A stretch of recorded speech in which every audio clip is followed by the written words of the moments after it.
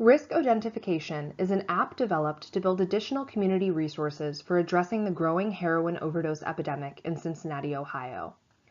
Overdoses from heroin have skyrocketed nationwide in recent years and show no signs of slowing, with limited federal action on the issue.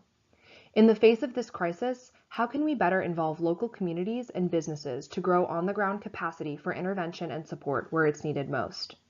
To answer this question, we took a closer look at heroin overdose incidents recorded in Cincinnati's 911 call data between 2015 and 2017. By plotting the location of these points, distinct spatial patterns within the city are apparent. This can be better illustrated by the use of a density map on the right, which shows hotspot areas in red where high densities of overdoses are taking place. If overdoses are spatially concentrated, shouldn't we ensure that more resources are available and people are prepared to intervene in areas where they are needed most? To help address this issue, our team created an app called Risk Odentification. The app allows the owners of businesses and employees of community facilities to determine how they can help in the overdose crisis. The app displays a full overdose risk map for all of Cincinnati and shows users the level of risk in their area. It also asks users to answer questions such as how many customers they receive per day and whether their business has had prior incidents, both of which help to determine the level of priority for municipal resource allocation and what programs will help the business. For more information, owners can click the Get Help button at the bottom of the screen. This leads to a page that connects business owners to services that will allow them to respond to overdoses. This includes proximity to the nearest hospital or methadone clinic, as well as contact information. Additionally, this page provides links for requesting Narcan supplies or an employee training in Narcan administration run by healthcare professionals. Lastly, the app works to start building community capacity to combat the overdose crisis by providing non-emergency police contact information and allowing business owners to find out more about ongoing community efforts that they can participate in. The Community Efforts page provides a neighborhood profile that uses the address that business owners entered to provide them with more information about their community. This includes an average risk level relative to the rest of the city, the number of overdoses that have occurred so far in the year, and local active community groups along with contact information. This page also provides information on proximity to healthcare resources. The idea is to give business owners that are willing to take action the tools that they need. Now that we have seen the information that risk identification can provide, let's take a look at what information is behind the model to predict the level of risk.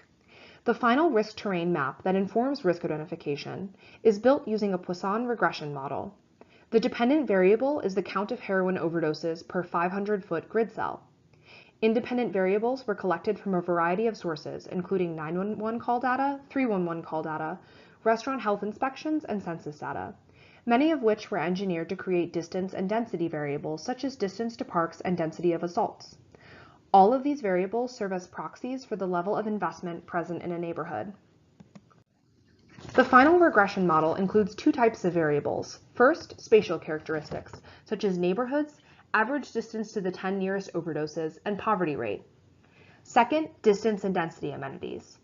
The best predictor of overdoses by far is neighborhood boundaries. However, even without neighborhoods, the model shows that distance to police response to drug activity and assaults, as well as distance to methadone clinics, are the best predictors of overdose locations. This suggests, perhaps unsurprisingly, that overdoses are clustered in areas with high drug activity and crime. To determine whether this model was successful, the density hotspot map of overdoses was compared to the risk identification map. As you can see in the bar chart on the right, when compared to the hotspot map of previous overdoses, the risk identification model predicts much better than the hotspot map in high-risk areas and much worse in low-risk areas. This is likely an indication that the model overpredicts for the whole city, but that is not necessarily a drawback for risk identification, given the severity of heroin overdoses and the fact that they are increasing significantly each year. Another method of assessing the success of the model was splitting the data into a training set comprised of 2015 and 2016 overdose points, and a test set comprised of 2017 overdose points. The model was created using only the training set. This map shows the final risk identification values for each 2017 overdose point. The majority of these actual points are located in areas that were predicted to be higher risk, with very few of the points in the lower risk categories. Considering the severity of overdose events, it is positive that this model's prediction encompasses most of the actual overdose points, which means that the risk identification model is generalizable across years. So what will providing access to this app help to achieve in Cincinnati?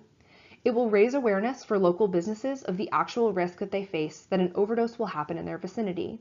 It will provide them with a better understanding of patterns in their surrounding neighborhood, and it will better distribute information on local resources and initiatives. Finally, it will build strong community capacity that will allow the city to better address the heroin epidemic from the ground up. Thank you.